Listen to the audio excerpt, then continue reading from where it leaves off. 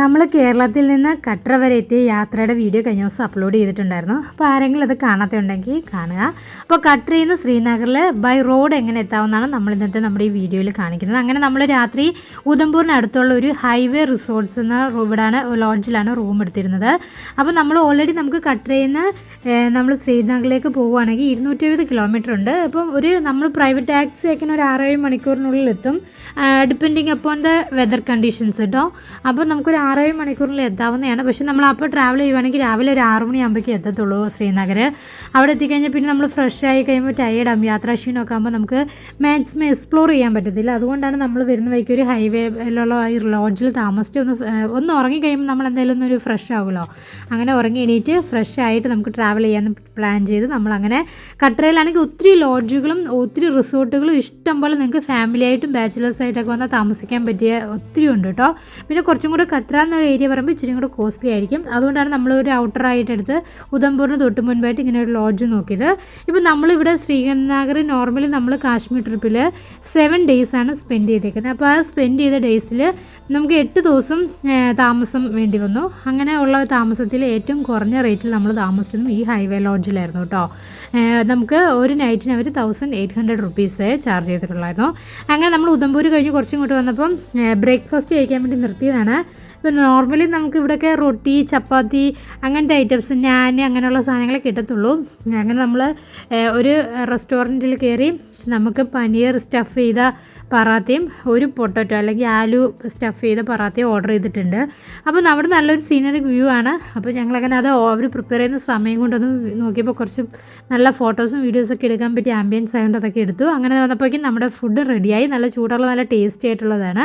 അതിനൊപ്പം കിട്ടിയൊരു മസാല ചായയാണ് കേട്ടോ. ഇതിന് വേറൊരു പേര് പറഞ്ഞു, ഞാനത് മറന്നുപോയി. അപ്പം നിങ്ങളെ ഞാൻ കഴിഞ്ഞ ദിവസം പരിചയപ്പെടുത്താൻ മറന്നുപോയി. ഇതാണ് നമ്മുടെ ഡ്രൈവർ. അപ്പോൾ നമ്മളെ കട്രയിൽ നിന്ന് പിക്ക് ചെയ്ത് ശ്രീനഗറിലോട്ട് പോവുകയാണ്. അപ്പോൾ നമ്മൾ കാശ്മീർ ശരിക്കും 7 ദിവസമുണ്ട്. നമ്മുടെ ഫുൾ ഡേ നമ്മുടെ ഒപ്പം നമ്മളെ എല്ലാ സ്ഥലങ്ങളിലും കൊണ്ടുപോകുന്നത് ഈ ഡ്രൈവറായിരിക്കും കേട്ടോ. അപ്പോൾ ഞങ്ങൾ എങ്ങനെ ഇത് ടാക്സി ബുക്ക് ചെയ്തെന്ന് വെച്ചാൽ നിങ്ങൾക്ക് വേണമെങ്കിൽ ഞാൻ ഡിസ്ക്രിപ്ഷൻ ബോക്സിൽ കൊടുക്കാം. നേച്ചർ കണക്ട്സ് എന്നുള്ള കാശ്മീരിലുള്ളൊരു ടാക്സി ഏജൻസിയാണ്. അവർ വഴിയാണ്. അവരിൽ നമ്മൾക്ക് നമ്മുടെ ഡിമാൻഡ്സ് പറഞ്ഞ് നമുക്കത് ഏത് വണ്ടി വേണം അങ്ങനെയൊക്കെയുള്ള ഡിമാൻഡ് പറഞ്ഞ് നമ്മൾ ബുക്ക് ചെയ്യുക ചെയ്തത്. അഡ്വാൻസ് ഒരു 1000 രൂപ കൊടുത്തേ ബുക്ക് ചെയ്തുള്ളൂ.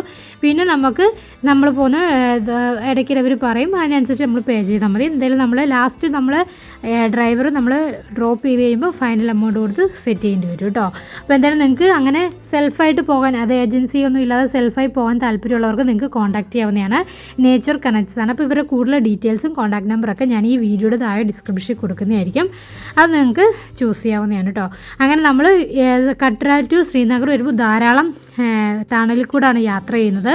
അപ്പോൾ അങ്ങനെ നമ്മളിപ്പോൾ കടന്നു വന്നൊരു ടണലാണ്, നാഷ്രി ടണൽ എന്ന് പറയും. ശരിക്കും അവിടെ എഴുതി വെച്ചിരുന്നത് ശ്യാമപ്രസാദ് മുഖർജി ടണൽ എന്നാണ്. ഈ ടണലിൻ്റെ ഒരു പ്രത്യേകത എന്ന് പറഞ്ഞാൽ ഇന്ത്യയിൽ തന്നെ ഏറ്റവും ലോങ്ങസ്റ്റ് ആയിട്ടുള്ള റോഡ് ടണലാണ് കേട്ടോ, റോഡിൽ കൂടെയുള്ള ടണൽ. അപ്പം ബാക്കി ഇവിടെ എഴുതി വെച്ചിട്ടുണ്ട് 6.5 കിലോമീറ്റർ 7 കിലോമീറ്റർ അങ്ങനെയൊക്കെ ഉണ്ട് കേട്ടോ. അപ്പോൾ ഏറ്റവും ലോങ്ങസ്റ്റ് ആയിട്ടുള്ള ഒരു ടണലാണിത്, ഇന്ത്യയിൽ തന്നെ റോഡിൽ കൂടെയുള്ള ടണലിൽ. അപ്പം നമുക്ക് ഈ കട്ര ടു ശ്രീനഗർ പോകുന്ന നമ്മൾ ഒത്തിരി ടണലിൻ്റെ ഉള്ളിൽ കൂടെ കയറുന്നുണ്ട്. പല ടണലുകളുടെ ഫ്രണ്ടിലും 6.5 കിലോമീറ്റർ 9.5 കിലോമീറ്റർ എന്നൊക്കെ എഴുതി വെച്ചിട്ടുണ്ട് കേട്ടോ. അങ്ങനെ ഈ ലോങ്ങസ്റ്റ് ആയിട്ടുള്ള ടണലായിരുന്നു ആദ്യം.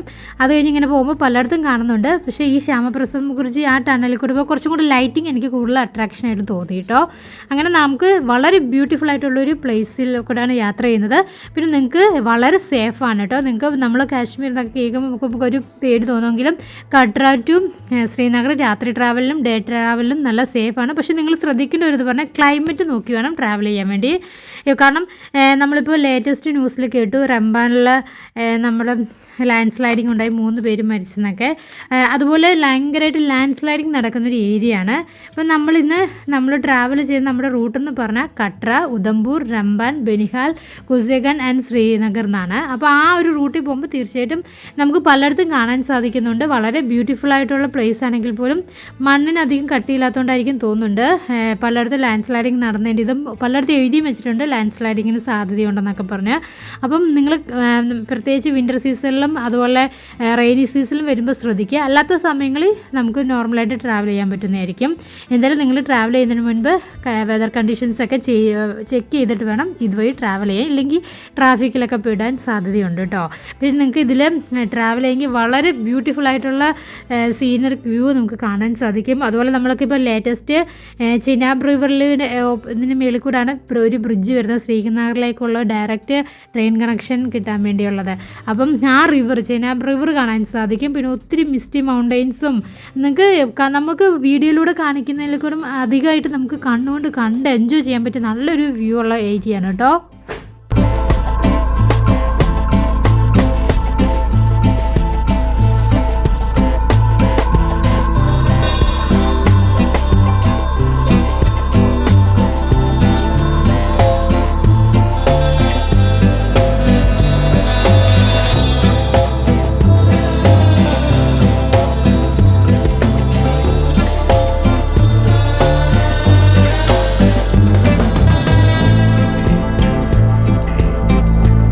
നിങ്ങൾ ഈ കാണുന്ന ചിനാബ് റിവറാണ് കേട്ടോ.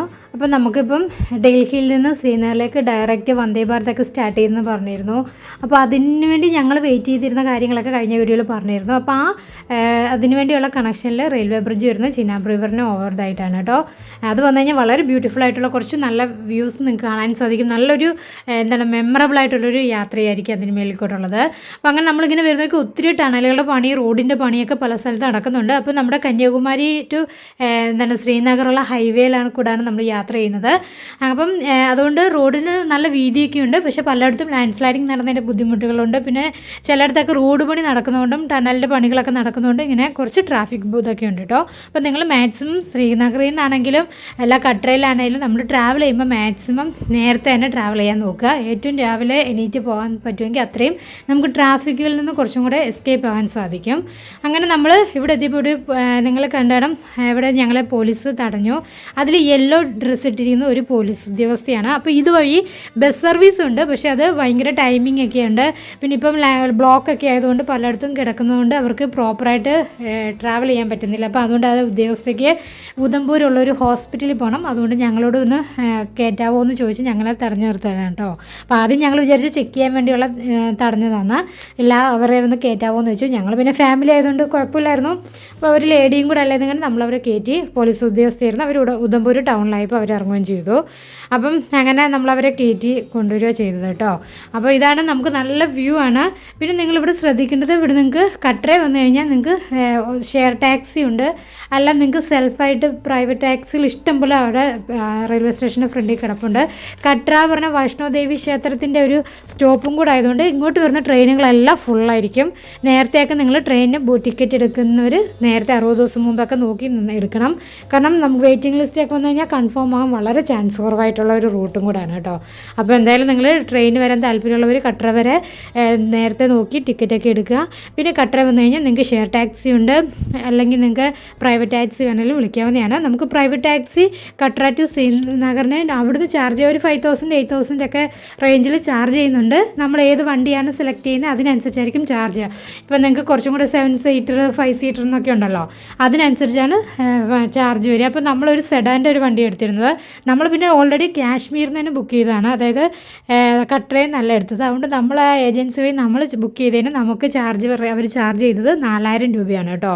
അങ്ങനെ നമുക്ക് 4,000 ആയിരുന്നു. പിന്നെ ചിലപ്പം നോർമൽ റേഞ്ച് വരുന്നത് 5,000 to 8,000 ആ ഒരു റേഞ്ചിലാണ്.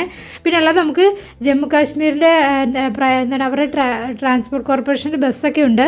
അതായത് standard bus, semi deluxe bus എന്നൊക്കെ പറഞ്ഞാണ് ഉള്ളത്.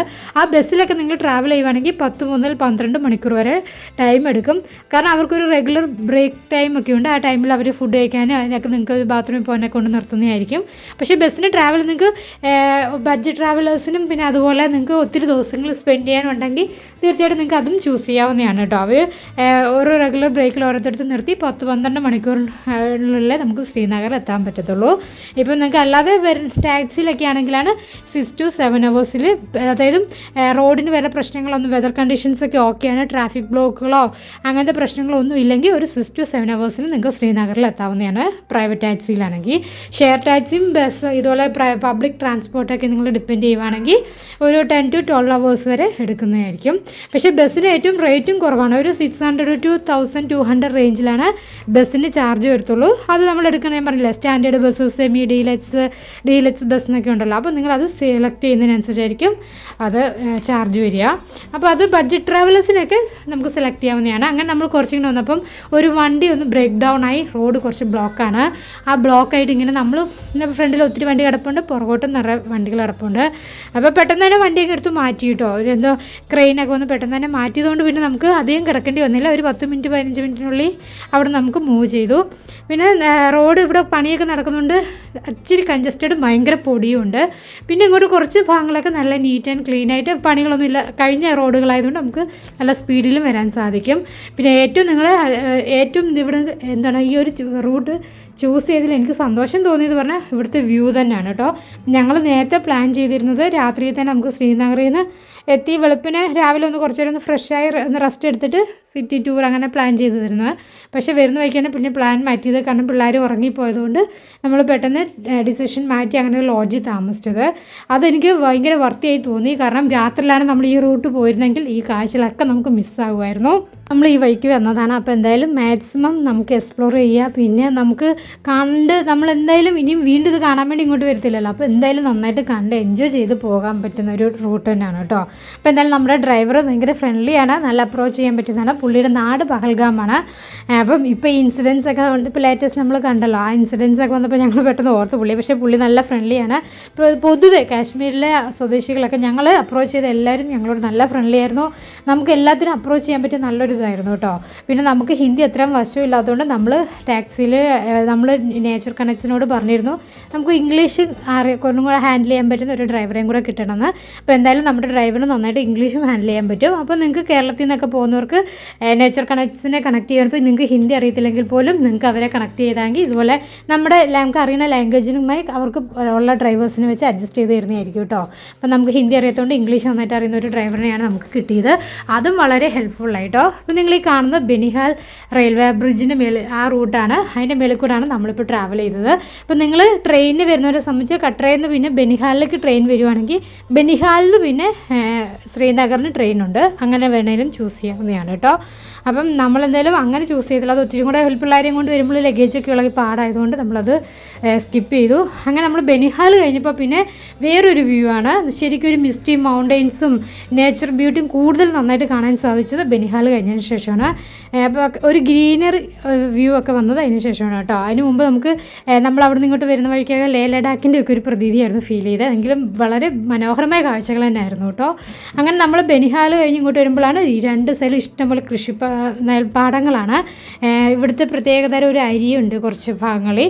പിന്നെ കൂടുതലും കാണാൻ സാധിക്കുന്ന കടുകും അതുപോലുള്ള ഇവരുടെ വെളുത്തുള്ളി അങ്ങനെയൊക്കെയുള്ള ഇവിടെ തണുപ്പ് സ്ഥലങ്ങളിൽ ചെയ്യുന്ന കൃഷി സ്ഥലങ്ങൾ ധാരാളം കാണാൻ സാധിച്ചു. അങ്ങനെ കുറച്ചുകൂടെ വന്നപ്പോൾ നമ്മുടെ റോഡിൽ ബ്ലോക്ക് ചെയ്തു സോൾജേഴ്സ്. അപ്പോൾ വരുന്ന വണ്ടികളെയൊക്കെ നമുക്ക് പുറകായിട്ട് ബ്ലോക്ക് ചെയ്യുന്നുണ്ടായിരുന്നു. അപ്പോൾ ഞങ്ങൾ ആദ്യം വിചാരിച്ചു എന്ത് പറ്റിയെന്നൊക്കെ. അപ്പോൾ നമ്മളോട് ഡ്രൈവർ പറഞ്ഞത് നമ്മുടെ പുൽവാമ അറ്റാക്കിന് ശേഷം അവരുടെ സോൾജേഴ്സിൻ്റെ വണ്ടികൾ പോകുന്നുണ്ടെങ്കിൽ അതിന് മുൻപ് രണ്ട് സൈഡിലെയും നമ്മളെപ്പോലുള്ള പബ്ലിക് ട്രാൻസ്പോർട്ടേഴ്സിനെ ബ്ലോക്ക് ചെയ്യും. എന്നിട്ട് അവരുടെ വണ്ടി കടന്നു പോയതിന് സോൾജേഴ്സിൻ്റെ വണ്ടി പോയതിന് ശേഷം മാത്രമേ പിന്നെ നമ്മളെപ്പോലുള്ള ആൾക്കാരെ കടത്തി വിടത്തുള്ളൂ. ആ അറ്റാക്ക് നടന്നതിന് ശേഷമാണ് അങ്ങനെ ചെയ്യാൻ തുടങ്ങിയെന്ന് പറഞ്ഞു. അപ്പോൾ എനിക്ക് ഭയങ്കര ഒരു പ്രൗഡ് മൂമെൻ്റ് ആയിരുന്നു കേട്ടോ. ശരിക്കും നമ്മൾ സോൾജേഴ്സിനെ കുറിച്ച് അവർ നമുക്ക് വരുന്ന പ്രൊട്ടക്ഷനൊക്കെ നമ്മൾ പഠിച്ചിട്ടുണ്ടെങ്കിൽ എനിക്ക് അറിയാമെങ്കിൽ പോലും ഇങ്ങനെയൊക്കെയുള്ള സ്ഥലങ്ങളിൽ വരുമ്പോൾ അവർ ചെയ്യുന്ന സേവനങ്ങളും അവർ പലയിടത്തും ഇങ്ങനെ നിൽക്കുന്നുണ്ട്, പലയിടത്തും ഇങ്ങനെ നടക്കുകയൊക്കെ കാണുന്നുണ്ട്. അപ്പോൾ അവരത് ശരിക്കും റീല് നമ്മൾ കാണുമ്പോഴാണ് ശരിക്കും അവരോടുള്ള ഒരു ബഹുമാനം പ്രൗഡ് മൂമെൻ്റൊക്കെ നമുക്ക് ഫീൽ ചെയ്യുക.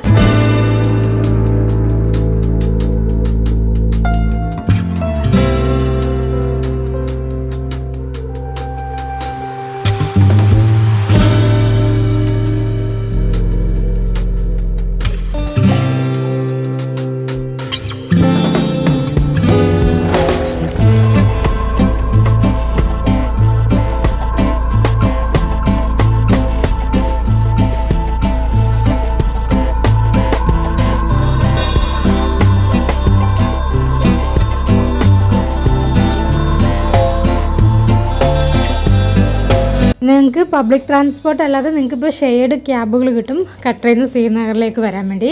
ഫാമിലി ആയിട്ട് വരുന്നവർക്കും ചൂസ് ചെയ്യാവുന്നതാണ്, ബാച്ചിലേഴ്സിനും പറ്റുന്നതാണ്. അതും ഒരു ബഡ്ജറ്റ് ഫ്രണ്ട്ലിയാണ്. കാരണം പെർ ഹെഡിന് 700 അല്ലെങ്കിൽ 1000 ഒക്കെയാണ് അവർ ചാർജ് ചെയ്യുക. പക്ഷേ 8 മുതൽ 10 മണിക്കൂർ വരെ ട്രാവൽ ടൈം എടുക്കും. കാരണം അവരിടയ്ക്ക് ഫുഡിനൊക്കെ നിർത്തും.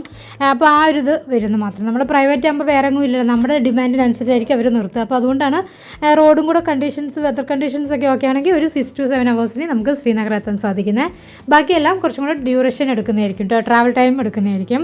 അപ്പോൾ അങ്ങനെ വരുന്ന സൈഡിൽ പലയിടത്തും ഇത് കണ്ടപ്പോൾ ഭയങ്കര ഭംഗി തോന്നിയിട്ട് മിസ്റ്റി മൗണ്ടൻസിൻ്റെ ബാക്ക്ഗ്രൗണ്ടിൽ മിസ്റ്റി മൗണ്ടൻസ്, പിന്നെ അതിൻ്റെ വലിയ പാടങ്ങളിലെല്ലാം തുറഞ്ഞ് നിൽക്കുന്ന കടുക് പാടങ്ങൾ, ആ യെല്ലോ കളർ കാണുമ്പോൾ വളരെ ഭംഗി തോന്നി. ഒത്തിരി പേര് ഇവിടെ നിർത്തി ഫോട്ടോയും വീഡിയോസൊക്കെ എടുക്കുന്നുണ്ടോ. അപ്പോൾ പിന്നെ നമ്മുടെ വണ്ടിയും നമ്മുടെ ഡ്രൈവർ ചേട്ടനും അവിടെ നിർത്തി. അങ്ങനെ നമ്മളും കുറച്ച് ഫോട്ടോസും വീഡിയോസൊക്കെ എടുത്തു കേട്ടോ. മോനാണ് അതൊക്കെ കുറേ പേര് ചവിട്ടിയൊക്കെ പോയിട്ടുണ്ട്. മോൻ അത് ഒരെണ്ണമാണെങ്കിൽ പറിക്കുകയൊക്കെ ചെയ്തു കേട്ടോ. അപ്പോൾ എനിക്ക് ഞാൻ പറഞ്ഞു അങ്ങനെ ചെയ്യരുതെന്നൊക്കെ പറഞ്ഞെങ്കിൽ അവിടുത്തെ ഡ്രൈവർ പറഞ്ഞു ഞങ്ങൾ കാശ്മീരി പീപ്പിൾ വളരെ ഫ്രണ്ട്ലിയാണ്, ടൂറിസ്റ്റുകൾ എന്ത് ചെയ്താലും ഒന്നും പറയില്ല എന്നൊക്കെ പറഞ്ഞ് മോന് പിന്നെയും പുള്ളി ഒരു ഫ്ലവറൊക്കെ പറിച്ചു കൊടുക്കുകയൊക്കെ ചെയ്തു കേട്ടോ. അവനും നമ്മളെ സംബന്ധിച്ചതൊക്കെ ആദ്യമായിട്ട് കാണുന്നതാണല്ലോ, ഭയങ്കര സന്തോഷം തോന്നി. അങ്ങനെ നമ്മൾ കുറച്ച് ഭാഗം വന്നപ്പോൾ ഇങ്ങനെ കോൺക്രീറ്റ് ഇട്ട റോഡാണ്. അപ്പം ഈ റോഡ് എന്നിട്ട് റൺവേ ആയിട്ട് ഉപയോഗിക്കുന്നതെന്ന് പറഞ്ഞു കേട്ടോ. പല സമയങ്ങളിലും മിലിറ്ററി പർപ്പസിനും അല്ലാത്ത സമയങ്ങളിലൊക്കെ ഇത് റൺവേ ആയിട്ട് ഉപയോഗിക്കുന്ന റോഡാണെന്ന് പറഞ്ഞു. അപ്പോൾ അതുകൊണ്ടാണ് ഈ ഒരു ഭാഗം വീതിയും കുറച്ച് കൂടുതലുണ്ട്, അങ്ങനെ കുറച്ച് മാർക്കിങ്ങും ഉണ്ട്, അതുപോലെ കോൺക്രീറ്റ് ആയിട്ടുള്ള റോഡുമാണ്. അങ്ങനെ നമ്മൾ ശ്രീനഗർ താമസിക്കുകയാണെങ്കിൽ പോലും ശ്രീനഗർ ടു പഹൽഗാം പോവുകയാണെങ്കിൽ നമ്മൾ ഈ റോഡ് കുറച്ച് വന്നിട്ടാണ് ടേൺ ചെയ്ത് പോവുക. അപ്പം നമുക്ക് ശ്രീനഗറിൽ നിന്ന് വരുമ്പം നമ്മളാണെങ്കിൽ അല്ലെങ്കിൽ നമ്മൾ കട്ടറിൽ നിന്ന് ഇപ്പോൾ ശ്രീനഗർ പോകുന്ന വഴിക്കാണെങ്കിൽ നമുക്ക് കുറച്ച് ദൂരം ചെയ്ത് കഴിയുമ്പോൾ പിന്നെ കുറേ ഭാഗത്ത് കാണുന്നത് ബാറ്റ് ഫാക്ടറികളാണ്. ബാറ്റ് ഉണ്ടാക്കുന്നതും അത് ഉണക്കാൻ വെച്ചിരിക്കുന്നതൊക്കെ ഒത്തിരി കാഴ്ചകൾ നമുക്കിനി ഇവിടെ വഴി കാണാൻ സാധിക്കും.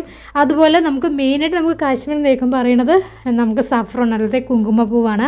അപ്പോൾ അതിൻ്റെ ഷോപ്പുകളും ഡ്രൈ ഫ്രൂട്ട്സും അതുപോലെ ബാറ്റിൻ്റെ ഫാക്ടറികളൊക്കെ നിങ്ങൾക്ക് വിസിറ്റ് ചെയ്യാവുന്നതാണ്. വീഡിയോ എടുക്കാം, ഫോട്ടോസ് എടുക്കാം, ഒരു പ്രോബ്ലവും ഇല്ല. ബാറ്റ് മേടിക്കേണ്ടവർക്ക് അത് മേടിക്കുകയും ചെയ്യാം കേട്ടോ. അപ്പോൾ നമ്മളെന്തായാലും ബാറ്റ് മേടിക്കാൻ താല്പര്യമില്ലായിരുന്നു, കാരണം മോൻ അങ്ങനെ കളിക്കാറായിട്ട് വലിയ ഇൻട്രസ്റ്റ് ഇല്ലായിരുന്നു അതിനോടൊന്നും. അപ്പോൾ അതുകൊണ്ട് പിന്നെ നമ്മൾ വെറുതെ ടൈം സ്പെൻഡ് ചെയ്യേണ്ടതും കൊണ്ട് നമ്മൾ പിന്നെ അതും കൂടെ നമുക്ക് വേറൊരു ഡെസ്റ്റിനേഷനിൽ എത്തേണ്ടതും കൊണ്ടും നമ്മൾ പിന്നെ അവിടെ നിർത്താതെ അങ്ങ് പോവുക ചെയ്തത്. പിന്നെ നമുക്ക് കാണാൻ സാധിക്കുന്നതാണ് ഇവിടുത്തെ മെയിൻ സഫ്രോൺ. അതിൻ്റെ ഷോപ്പുകളും ഡ്രൈ ഫ്രൂട്ട്സിൻ്റെ ഷോപ്പുകളും ഇഷ്ടം പോലെ ഉണ്ട്. നമ്മൾ ഈ വരുന്ന വഴിക്ക് തന്നെ ഇപ്പോൾ നമ്മൾ ഈ കട്ര ടു ശ്രീനഗർ വരുന്ന വഴിക്ക് 2 സൈഡിലും ധാരാളം നമുക്ക് ആൽമണ്ടിൻ്റെ മരങ്ങൾ അതുപോലെ വാൾനട്ടിൻ്റെ മരങ്ങളൊക്കെ കാണാൻ സാധിച്ചു.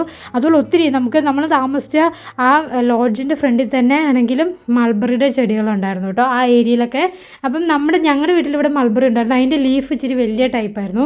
പക്ഷെ അവിടെ കണ്ടതൊക്കെ ലീഫ് ചെറുതും കായ ഇച്ചിരി കൂടെ ലോങ് ആയിട്ടുള്ള അങ്ങനെ പല ടൈപ്പ് ഉണ്ടല്ലോ. അപ്പോൾ അങ്ങനെ ഒത്തിരി നമുക്ക് അങ്ങനത്തെ ഡ്രൈ ഫ്രൂട്ട്സ് ഐറ്റംസ് ഒക്കെ ഇവിടെ വിൽക്കുന്ന ഷോപ്പുകളുണ്ട്. നമുക്ക് നല്ല ക്വാളിറ്റി ആയിട്ടുള്ള സാധനങ്ങൾ ഇവിടുന്ന് മേടിക്കാവുന്നതാണ് കേട്ടോ. അങ്ങനെ എന്തായാലും ഞങ്ങൾ ഡ്രൈ ഫ്രൂട്ട്സ് മേടിക്കാൻ പ്ലാൻ ഉണ്ടായിരുന്നു, അതുകൊണ്ട് അവിടെ ഒരു കടയിൽ നിർത്തി. അപ്പം ലോട്ടസ് സഫ്രോൺ എന്ന ഷോപ്പിലാണ് നമ്മൾ കയറുന്നത്. അവിടെ ഫ്രണ്ടിൽ തന്നെ കാവ ഉണ്ടാക്കുന്നുണ്ടായിരുന്നു. അപ്പോൾ ഈ ഷോപ്പുകാരുടെ തന്നെയാണ് കേട്ടോ. അപ്പോൾ അവർ നമ്മൾ ചെന്നത് നമുക്ക് കുടിക്കാൻ തന്നു. അപ്പോൾ കാശ്മീരിലെ മെയിൻ ഒരു ഡ്രിങ്ക് ആണല്ലോ കാവ. നമ്മൾ ചായയൊക്കെ കുടിക്കുന്ന പോലെ അവർ കുടിക്കുന്നതാണ്. നല്ല ടേസ്റ്റിയാണ് കേട്ടോ. ഒരു പ്രാവശ്യമെങ്കിലും നിങ്ങളത് ട്രൈ ചെയ്ത് നോക്കണം, നമുക്ക് ഇഷ്ടപ്പെടും. ഒരു സ്വീറ്റും പിന്നെ നട്ട്സും എല്ലാം ഇട്ടിട്ടുള്ള നല്ല ടേസ്റ്റി ആയിട്ടുള്ള കാവ ഞാൻ 2 ഗ്ലാസ് കുടിച്ചു. പിന്നെ അത് കഴിഞ്ഞപ്പോൾ നമ്മൾ ഡ്രൈ ഫ്രൂട്ട്സൊക്കെ നമുക്ക് ടേസ്റ്റ് ചെയ്യാൻ അവർ കൊണ്ടുതരും.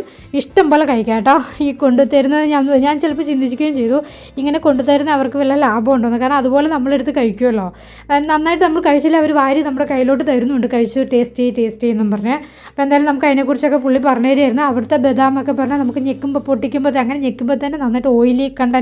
അപ്പം നമ്മൾ സാധാ ബദാമൊക്കെ വെള്ളത്തിൽ ഇട്ടെങ്കിലല്ലേ ഒന്ന് കുതിർന്ന് കഴിയുമ്പോഴായിട്ട് തിന്നാൻ പറ്റുള്ളൂ. പക്ഷേ ഈ ബദാം നമ്മൾ തിന്നുമ്പോൾ തന്നെ നമുക്ക് നല്ല ആ ഒരു ഫ്രഷ്നെസ്സും നല്ല ഓയിൽ റിച്ചൊക്കെ ഫീൽ ചെയ്യുന്നുണ്ട്, നല്ല ടേസ്റ്റ് ചെയ്യുന്നതുകൊണ്ട് ഞങ്ങൾ കുറച്ച് നട്ട്സും കുറച്ച് ഡ്രൈ ഫ്രൂട്ട്സ് ഐറ്റംസും എല്ലാം അവിടെ നിന്ന് മേടിച്ചു. അങ്ങനെ ഇറങ്ങിയപ്പോൾ നമുക്ക് ആ ഷോപ്പിൻ്റെ ഫ്രണ്ടിൽ തന്നെ അവർ തന്ന കാവ ഉണ്ടാക്കുന്ന പാത്രം ഇരിക്കുന്നുണ്ട്. അപ്പം ട്രഡീഷണലി കാശ്മീരുകാർ കാവ ഉണ്ടാക്കാൻ വേണ്ടി ഉപയോഗിക്കുന്നൊരു പാത്രമാണ് കേട്ടോ. അപ്പോൾ ഇതിന് ചെറുതും പല വലിപ്പം, വീടുകളിലൊക്കെ ആകുമ്പോൾ ഇച്ചിരി കൂടി ചെറിയ പാത്രം ഉപയോഗിക്കും. ഇതിൻ്റെ പല വലിപ്പത്തിൽ അവൈലബിൾ ആണ്. ഷോപ്പുകളിലൊക്കെ ആകുമ്പോൾ ഇതിനൊക്കെ വലിയ ടൈപ്പും ഉണ്ട്, അങ്ങനെ ഉപയോഗിക്കും. അപ്പോൾ അത് ഞങ്ങളുടെ ഡ്രൈവർ തുറന്ന് കാണിച്ചു തരുമായിരുന്നു. അതിനകത്തൊക്കെ ആ നടുക്കുള്ള നമ്മുടെ പുട്ടുകുറ്റിയുടെ ആ കുറ്റി പോലെ അതിനകത്താണ് കാവയുടെ ആ പൊടി ഇടുക. ബാക്കി പിന്നെ വെള്ളം ഒഴിക്കും, ചൂടുവെള്ളം തിളച്ച് വരുമ്പോൾ അതിനായ സത്ത് എടുക്കുക. അങ്ങനെ അതിനെക്കുറിച്ചൊക്കെ പുള്ളി പറഞ്ഞു തരുമായിരുന്നു കേട്ടോ. എന്തായാലും നമുക്ക് കിട്ടി നല്ലൊരു ഫ്രണ്ട്ലി ആയിട്ടുള്ളൊരു ഡ്രൈവറായിരുന്നു, നല്ല ബ്രില്യൻ്റ് ആയിരുന്നു കേട്ടോ.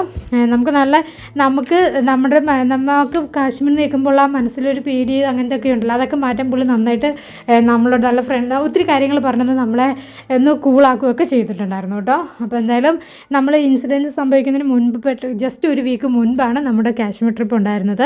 അതായത് വിഷു ഈസ്റ്ററിൻ്റെ ആ ഒരു വീക്കിൽ അവധിയുള്ള ദിവസങ്ങളോടനുബന്ധിച്ച് നമ്മൾ പോയിരുന്നത് കേട്ടോ. അപ്പോൾ എന്തായാലും നല്ലൊരു ഏത് സമയത്താണെങ്കിലും ഇപ്പം ഇച്ചിരി മോശം സിറ്റുവേഷൻ ആണെങ്കിൽ പോലും അത് കഴിയുമ്പോൾ നിങ്ങൾക്ക് തീർച്ചയായിട്ടും നിങ്ങൾ വിസിറ്റ് ചെയ്യണം. ജീവിതത്തിൽ ഒരു പ്രാവശ്യമെങ്കിലും കണ്ടിരിക്കണം. കാശ്മീർ എന്ന് പറഞ്ഞാൽ പൊതുവേ എല്ലാ ക്ലൈമറ്റിലും വിസിറ്റ് ചെയ്യാൻ പറ്റുമെങ്കിൽ പോലും മഞ്ഞ് സമയത്ത് വിൻ്റർ സമയത്ത് പോയ വിൻ്റർ ആക്ടിവിറ്റീസ് ഇഷ്ടപ്പെടുന്നവർക്കും ഒക്കെ, അല്ലാതെ ആ സീനറി വ്യൂവും അതിൻ്റെ ആ ബ്യൂട്ടിയും ശരിക്കും ആ പ്രകൃതി രമണീയമായ ആ ഭംഗിയൊക്കെ ആസ്വദിക്കണമെങ്കിൽ നിങ്ങൾ സമ്മർ സീസൺ വിസിറ്റ് ചെയ്യുന്നതായിരിക്കും കുറച്ചുകൂടെ നല്ലത് കേട്ടോ. അപ്പോൾ നിങ്ങൾക്ക് ഇഷ്ടമുള്ള ടൈമിൽ പോകാം. നിങ്ങൾക്ക് അതുപോലെ ഓരോ സീസണിലും ഓരോ ഭംഗിയാണ്. പിന്നെ ഓരോ ആൾക്കാർക്കും ഓരോ ക്ലൈമറ്റ് ആയിരിക്കും ഇഷ്ടം, അതിനനുസരിച്ച് ചൂസ് ചെയ്യാവുന്നതാണ്. പക്ഷേ എൻ്റെ ഒരു പേഴ്സണൽ അഭിപ്രായം ഞാൻ പറഞ്ഞതാണ്, ആ ഒരു നാച്ചുറൽ ബ്യൂട്ടി കൂടുതലായിട്ട് നിങ്ങൾക്ക് എൻജോയ് ചെയ്യണമെന്നുണ്ടെങ്കിൽ സമ്മർ സീസൺ ആയിരിക്കും ബെറ്റർ. അങ്ങനെ നമ്മുടെ വണ്ടി ശ്രീനഗർ എത്തി. അപ്പോൾ ശ്രീനഗർ എത്തിയപ്പോൾ നമ്മളെന്തായാലും ഉച്ചയോട് അടുക്കാറായി. ഒരു 12 മണി കഴിഞ്ഞപ്പോൾ നമ്മൾ എത്തി. അപ്പോൾ എന്തായാലും നമ്മൾ ഇനി യാത്ര ലഞ്ച് കഴിച്ചിട്ടേ ഉള്ളൂ എന്ന് വിചാരിച്ചു. അപ്പോൾ നമ്മൾ ബാക്കി നമ്മുടെ കാശ്മീരിലെ വീഡിയോസും അതുപോലെ ശ്രീനഗറിലെ വീഡിയോസും ഒക്കെ ആയിട്ട് വരുന്നുണ്ട്. കൂടുതൽ അടിപൊളി വീഡിയോസ് നമ്മുടെ ചാനലിൽ വരുന്നതായിരിക്കും. അപ്പോൾ അതുവരെ എല്ലാവരും എല്ലാ വീഡിയോ സ്കിപ്പ് ചെയ്യാതെ കാണുക. നിങ്ങൾക്ക് ഈ വീഡിയോ ഇഷ്ടമെന്ന് വിചാരിക്കുന്നു. നിങ്ങളുടെ അഭിപ്രായങ്ങളൊക്കെ എന്തെങ്കിലും കമൻറ്റ് ചെയ്യുക. നമ്മളങ്ങനെ ലഞ്ച് കഴിക്കാൻ വേണ്ടി ഒരു മുഗൾ ദർബാറിലേക്ക് എത്തിയിരിക്കുകയാണ്. അപ്പോൾ എന്തായാലും മറ്റു വിശേഷങ്ങളും മറ്റു വീഡിയോസുമായിട്ട് ഉടനെ വരും. അതുവരെയ്ക്ക് എല്ലാവർക്കും bye, take care, thank U.